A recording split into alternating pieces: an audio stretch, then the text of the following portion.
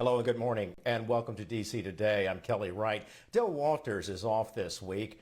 People across several states are picking up the pieces left behind after a deadly tornado outbreak in Mayfield, Kentucky.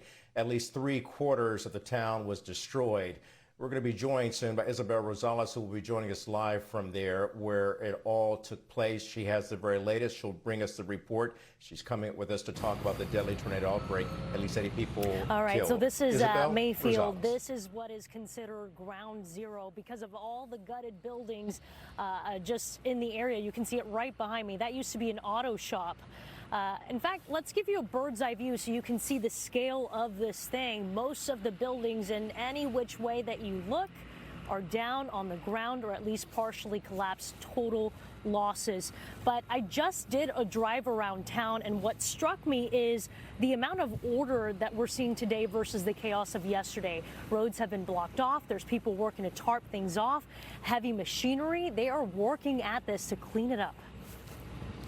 The impact of the deadliest day of tornadoes to ever hit the U.S. in December, clear in the destruction and devastation left behind across 8 states.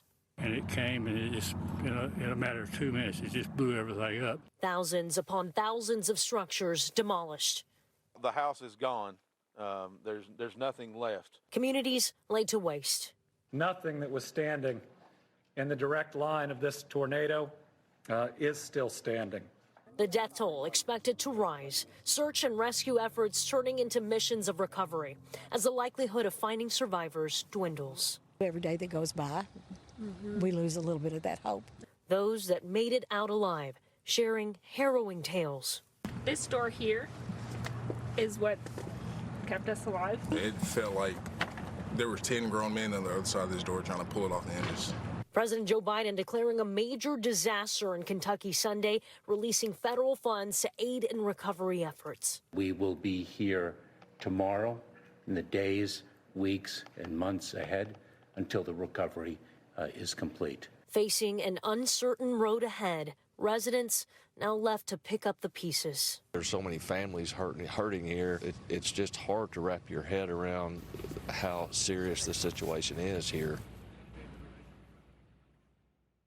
Back out here live in Mayfield, what you're seeing is a stark reminder of the work ahead for this community. For survivors here, bottom line, many of them don't have a home. There's tremendous need: food, water, warmth, shelter.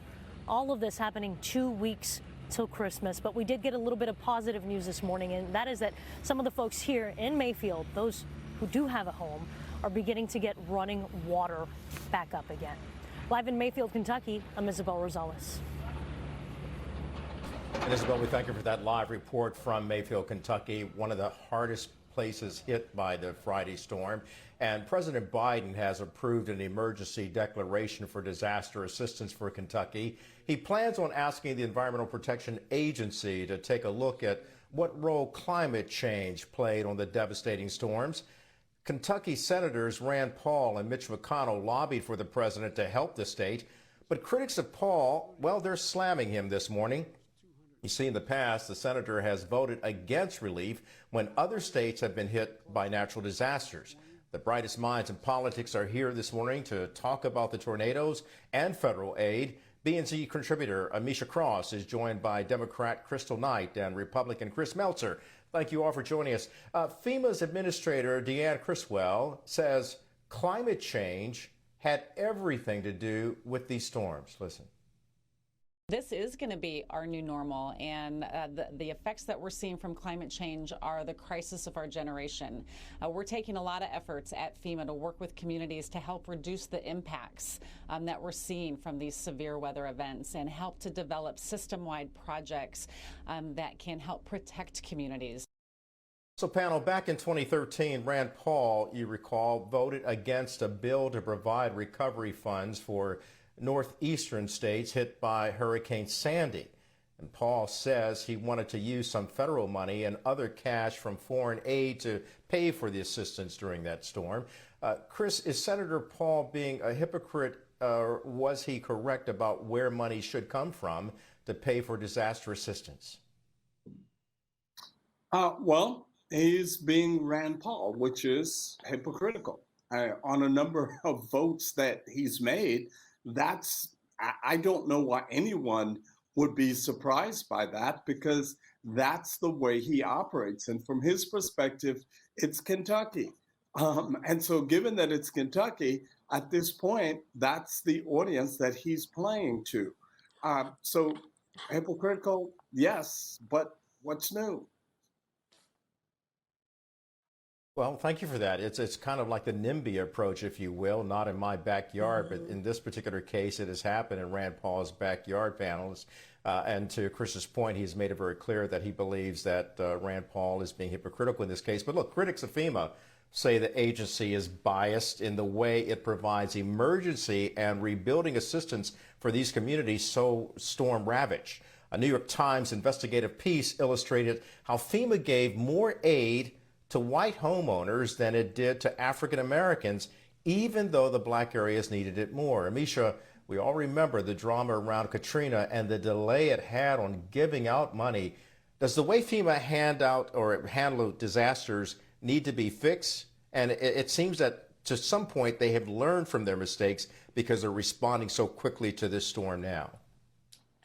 Exactly. And part of the reason why the response has changed is because of the way FEMA got lit up after Katrina and several other natural disasters, where, as you know, there were Black communities that were, quite frankly, decimated, and they didn't see relief checks or any type of supplemental housing or anything for weeks, sometimes months after white families did, whose homes were in a similar situation. I think that what we're seeing now is an evolution of FEMA because of all of the very necessary attacks against the agency for its lackluster approach to equity as it related to African Americans who lost their homes in these crises, but also as it relates to the growing incidence of these types of storms. We have to be very real here because these storms are hitting harder, they're stronger, they're hitting at other times of the year. I grew up in the South across the Gulf Coast. I'm very used to the occurrence of tragic storms. However, they're not typically things that hit in December. We're talking about just a few days out of Christmas. So that's something that is out of the ordinary. It's because we're seeing warmer temperatures. It's because of climate change. We cannot attribute it to anything else.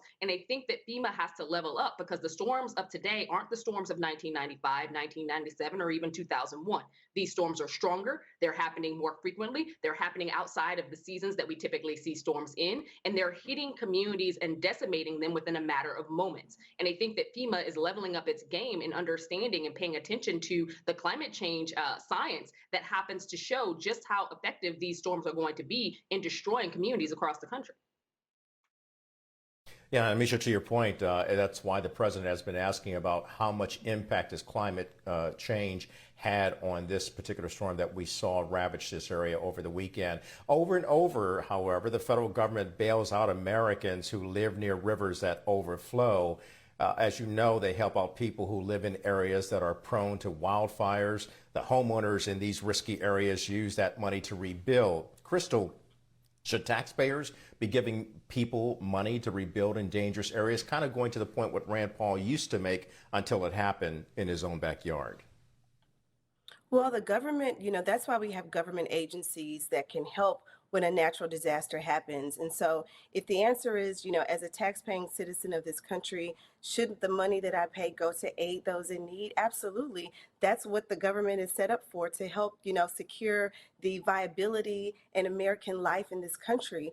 We're seeing over and over again, which is really what the FEMA administrator, stated on CNN, that these natural disasters will occur more often. And so the agency has to be prepared. Citizens also have to be prepared to step in and help their fellow neighbor when they can and where they can. While that's not necessarily their duty or their role, because government, that's why we have these particular agencies in place. There's money set aside for disasters such as this. And I think what really is being highlighted around Rand Paul is, like, the other panelists said, he's being hypocritical because while this did not happen to Kentucky years ago, that it's here right now, his tune has changed, his tone has changed, because no senator wants to see their state ravaged by any type of natural disaster.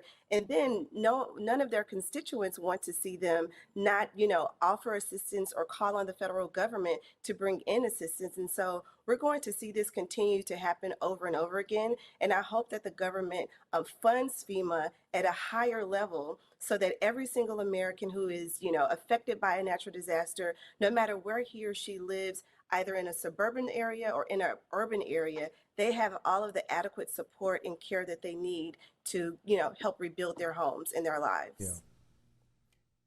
Very good, Crystal. And I just want to add to that, President Barack Obama, when he was serving one of his State of the Union addresses, he quoted Abraham Lincoln and stated, "Government should do for people only what they cannot do better by themselves and no more." And certainly in this case, the government has to reach out and help and touch the lives of so many people who have been devastated by these storms.